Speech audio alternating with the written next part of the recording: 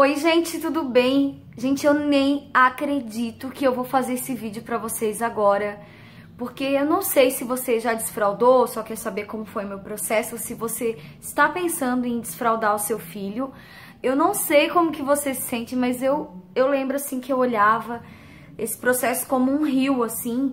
Eu vi as minhas amigas que já tinham cruzado o rio. Eu sabia que não ia ser um processo tão fácil e eu tinha bastante medo. Então agora que eu cruzei o rio, gente, eu tô muito feliz. Então bora pro vídeo que eu quero contar tudo pra vocês. Hoje a Elisa está com 2 anos e 6 meses. A gente começou esse processo com 2 anos e 5 meses. Quando ela estava com 2 e 1, eu comecei a fazer umas tentativas que não deram certo. Quando ela estava com 2 e 3, eu fiz novamente umas tentativas que não deram certo e me desmotivaram bastante. Então, assim, a primeira coisa que eu acho que fez parte do sucesso desse processo agora com 2 e 5 foi realmente ela estar amadurecida, ela estar pronta para isso, que vai acontecer na vida da criança na idade que não sabemos. Então, eu acho que foi válido as minhas tentativas anteriores, mas quando a gente vê que a criança não tá fazendo um mínimo de progresso, nem o mínimo, às vezes vale a pena retroceder, porque você pode causar problemas que dificultem o processo que ocorreria no tempo certo, que seria um pouquinho adiante. Gente, nas minhas outras tentativas, eu usei alguns métodos, que se vocês quiserem eu posso fazer um vídeo só explicando recursos que talvez pode te ajudar. Eu lembro que eu comprei livro que tem na sua fralda, que eu comprei aqueles adesivos, então quando fazia um xixizinho no bacio ou no pinico, colava um adesivo. Gente, nada me ajudou muito porque, de fato, ela não estava pronta. Então eu resolvi dar um passo para trás para dar certo um pouquinho mais para frente. Quando a Elisa estava com 2 e 5, no mês passado, que a gente começou esse processo, partiu de mim esse start. Eu tenho muito a agradecer a professora Elisa e a Carla, que são as professoras da Elisa. Eu acredito que elas vão assistir esse vídeo, então um beijo, meninas. Eu digo que eu devo a elas esse sucesso do processo. Então o start foi mesmo na escolinha. A professora da Elisa se propõe a ajudar no desfraude, não da sala toda, não é bem um desfraude coletivo, pelo que eu entendi. Mas eles vão iniciando as crianças que aparentam estar mais aptas para o desfraude. Me lembro o primeiro dia que eu cheguei na escola e a professora falou: Elisa ficou a tarde toda sem fraldinha, mãe, que bom, começamos. E eu olhei assim, que eu faço com essa criança sem fralda? Porque, gente, vocês sabem, a gente fica inseguro porque não existe, enquanto a criança tá de fralda, assim, aquela via de comunicação, de mãe, eu quero, tal. Quero fazer um parênteses aqui bem importante. Tem gente que fala: ai, meu filho já fala xixi e cocô. De verdade, gente, quando a Elisa tinha 1 ano, que ela já falava as primeiras palavrinhas, já falava ali uma dúzia de palavrinhas, ela já falava xixi e cocô. Mas ela não tinha... Eu acho que a criança fala xixi e cocô é porque ela tem uma noção de que aquilo tá em contato com ela. E aí ela já fez e tal. Então, não acho isso um indício direto para o desfraude. Eu acho que o indício para o desfraude é quando a criança fala que quer fazer, não que já fez, entendeu? Mas enfim, minha opinião. Esse vídeo vai ficar enorme, mas eu acho que vai valer a pena eu detalhar bastante esse processo. Primeira semana do desfraude, me propus a ficar em casa tanto os dias de semana, como no final de semana. A gente não saiu pra nada, porque realmente a gente queria, assim, que ela tivesse essa tranquilidade de não ter que ir na rua, precisar fazer xixi. Até porque eu vou dividir aqui o desfraude da Elisa em 2 partes. Como se eu ficasse, vamos fazer xixi, ela me diria não, porque a gente tá naquela fase linda de 2 anos, que tudo é não. Eu criei uma brincadeirinha, que é colocar o celular despertar a cada 30 minutos. Então, cada vez que o celular tocava, era uma brincadeira irmos até o banheiro pra fazer um xixizinho. E assim, às vezes ela não tava afim, então meu marido brincava que ele é que ia, daí ela saía correndo na frente. Então assim, tinha vezes que ela não topava, mas como se tornou uma brincadeira, então ela topava legal assim e eu acho que foi uma coisa que me ajudou bastante na primeira fase. Então, a primeira fase tinha a musiquinha me ajudando, já tínhamos o pinico aqui em casa, eu não optei pelo adaptador, ela também aceita fazer no bacio, só que direto, assim, eu seguro e ela faz direto. Enfim, na minha cabeça, se eu pudesse ter optado, eu teria feito no bacio sem adaptador e sem pinico. Mas o pinico foi uma coisa que trouxe, assim, também um interesse, eu acho que agregou bastante nesse processo e ela ainda usa também. Mas ainda bem que ela não é seletiva, assim, ela usa tanto o bacio como o pinico. Até porque, gente, daí na rua é meio complicado quando a criança tá fissurada só no pinico, né? Enfim. Nessa primeira etapa, então, nós não estávamos saindo de casa e estávamos usando a música. Quando eu saía de casa, eu colocava a fralda. Mais um parênteses aqui. Não coloca e tira a fralda, não faz isso, confunde. Eu penso que a maternidade, ela não existe assim o jeito perfeito, ela existe o seu jeito e o que funciona pra você e pro seu filho. Eu assisti vários vídeos aqui e muitas mães dizendo, gente, eu fazia assim, não é o protocolo, mas no fim deu certo. Então eu fui meio que seguindo meu coração e valeu super a pena, deu certo. Talvez teria sido mais rápido se eu tivesse feito para não confundir, né? Deixando 100% sem fralda, mas nas saídas a gente colocava a fralda. Então, por exemplo, eu chegava lá no pediatra, é um bairro distante aqui do meu. Como eu ia com ela, sendo que nessa primeira etapa ela não me pedia para fazer xixi, era eu que convidava. Então, o que eu ia fazer? Eu ia parar na rua, tocar a musiquinha e perguntar se ela queria ir?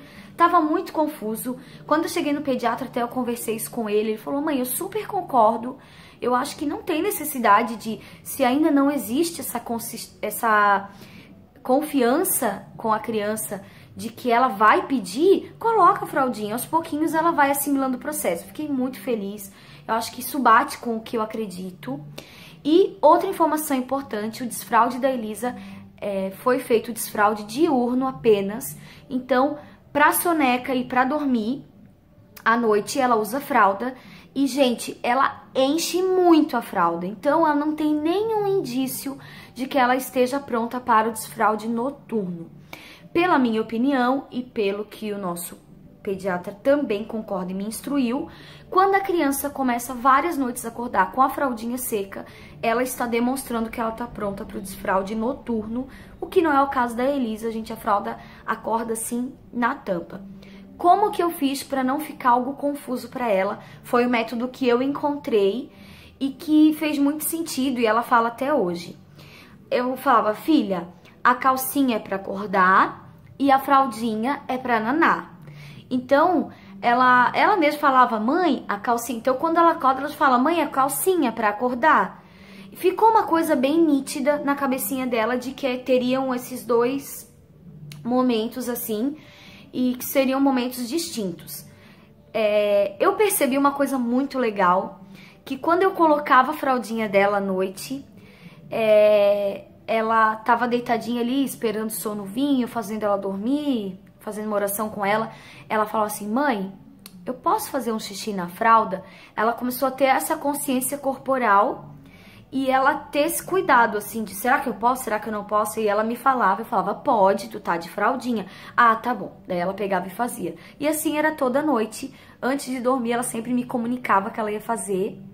E fomos progredindo assim. Sim, aconteceram escapes nessa primeira fase, que eu costumo dizer assim.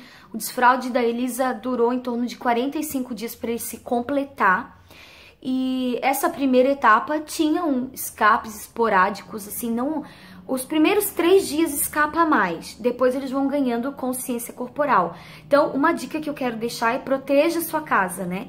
Aqui em casa, como eu tenho cachorro lá embaixo, é tudo mais funcional, assim, nessa questão para limpar. Por exemplo, o meu sofá não é como aqui o de cima, que é um tecido que absorve, ele é meio que de corino. O tapete lá de baixo não é fofinho como esse aqui de cima, ele é de um material que dá pra lavar de mangueira e tal. Então, assim, eu já tinha essa opção lá de baixo, mais fácil pra limpar, porque eu tenho cachorro e tal, e lá é a parte que ele fica. Então, basicamente, a gente morou lá embaixo, dentro desses primeiros dias de desfraude. às vezes eu via que ela tava assim, já passando o horário de fazer, eu ia brincar com ela lá no deck, lá na frente, porque era um lugar que se escapasse, e escapava mesmo, caía assim no chãozinho e era mais fácil para limpar, de mangueira mesmo, e o chão, né? Então, assim, é legal a gente proteger a casa, achar uma forma de tornar o processo um pouco menos estressante. Vamos migrar, então, para a segunda parte do processo, que foi quando eu percebi que eu tinha que desvencilhar ela da musiquinha. A gente estava criando uma certa dependência, ela só ia fazer xixi se tocasse o despertador e tal. E eu comecei a perceber que 30 minutos estava começando a ser muito perto e estava começando a ficar cansativo para ela, e ela começou a se opor muito. Então eu comecei a espaçar meus convites para 1 hora, porque à medida com que vai passando, a criança ela vai ganhando essa consciência corporal de segurar e ela vai conseguindo ficar mais tempo. Tanto que hoje, que ela já tá desfraldada, a Elisa consegue, por exemplo, passar uma tarde inteira indo umas 2 vezes fazer xixi. Então, eles ganham mesmo, como a gente, né? Às vezes a gente tá super apertado, a gente consegue segurar mais um pouquinho. E o corpo tem essa capacidade, né? Então, eu fui remover essa música e comecei a inserir para ela que menina grande, que a gente usou muito essa expressão, né? Agora tem uma menina grande, estimulando essa questão desse orgulho, assim, dela, né? De conseguir fazer o processo certinho. E a gente estimulando esse lado, assim, dela, a gente começou a inserir muito essa palavra avisar. Nesse meio tempo, começamos as nossas saídas sem fralda, que foram aventuras, assim, né? Antes das saídas que começaram a dar certo, teve uma tentativa que foi um pouco estressante, assim, então eu segurei e ainda ficamos em casa, na escola sem fralda e as saídas com fralda.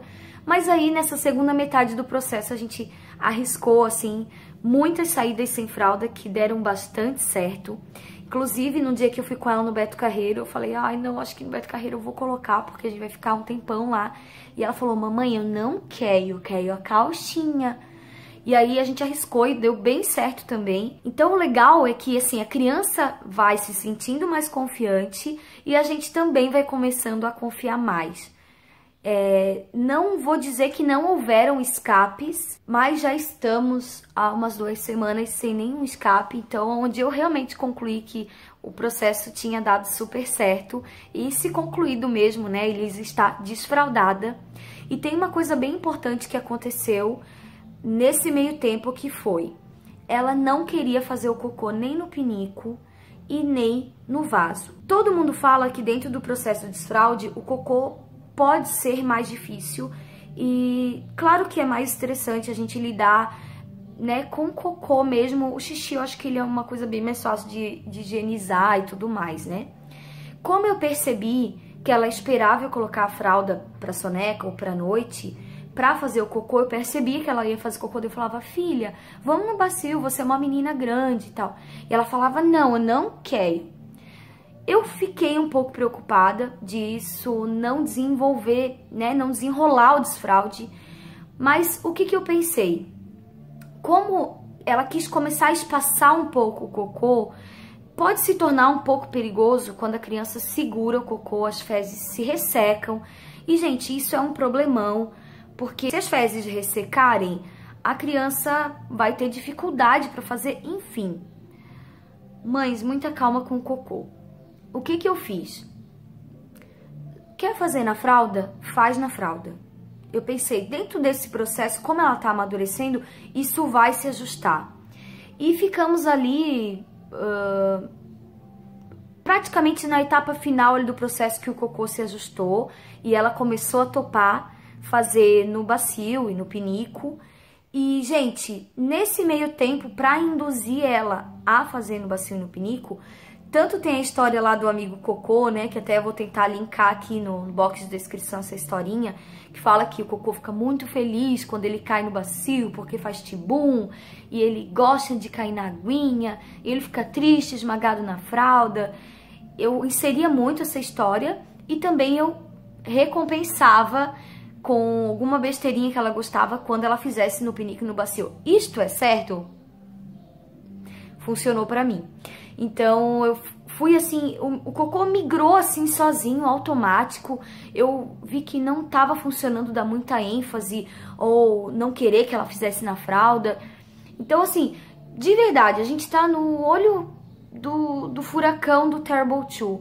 Mas quando o assunto era desfraude, eu procurava me estressar ao mínimo, ainda que é um processo estressante, e eu não criava nenhuma conotação assim negativa, tipo, poxa filha, você fez no chão.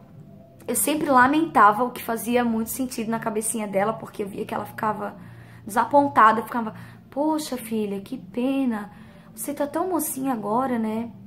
Poxa, que pena. E eu via que ela ficava triste também, ela lamentava, assim. Então era uma coisa que funcionava pra nós aqui melhor do que brigar. Voltando à questão ali de avisar, de tanto eu bater nessa tecla, né, que menina grande avisa, ela começou a avisar, que aí eu vi, assim, o final mesmo, né, do processo, porque a gente vai considerar que a criança tá desfraldada quando ela convida e quando ela tem esse controle de segurar e os escapes vão ficando escassos até sumir. Então eu fiquei, assim, muito feliz mesmo, e ela, realmente, assim, eu não imaginava que ia dar tão certo. Eu já tinha até pensado em passar aí esse inverno todo, que no sul o inverno é bem rigoroso. Talvez eu passaria, eu desistiria. Eu definitivamente eu não estava disposta a ceder às pressões externas. Eu queria apenas que tudo desse certo para minha menina no tempo dela, e foi isso que aconteceu. E eu usei algumas musiquinhas, alguns recursos. Se vocês quiserem, eu posso contar em um outro vídeo itens que eu considerei muito importantes, músicas, links, enfim, tudo que eu usei de fato para ajudar a Elisa. Deixa sua dúvida aqui embaixo que eu quero responder. Mas, gente, tô muito feliz. 2 anos e 6 meses, né? Não foi cedo, mas eu também não tinha, assim, essa expectativa. Eu só queria realmente que desse certo, sem traumas, sem transtornos futuros, né? E assim foi tudo dando certo. O que me preocupava que era o cocô se ajustou, o que me preocupava que era ela não avisar, começou a avisar. E é lindo esse florescer dessa maturidadezinha que eles vão adquirindo, e saber que a gente fez parte desse processo. Tô muito orgulhosa de nós duas e do papai também, que ajudou ativamente. Então, gente, um beijo enorme, espero que vocês tenham gostado desse vídeo. Até o meu próximo vídeo. Não esquece de mandar esse link pelo WhatsApp para sua amiga que vai desfraldar a criança, que tá pensando. E é isso. Se vocês quiserem o próximo vídeo, então, com itens, dicas, eu quero fazer para vocês. Deixa aqui esse comentário pedindo, tá bom? Um beijo e até o meu próximo vídeo. Tchau!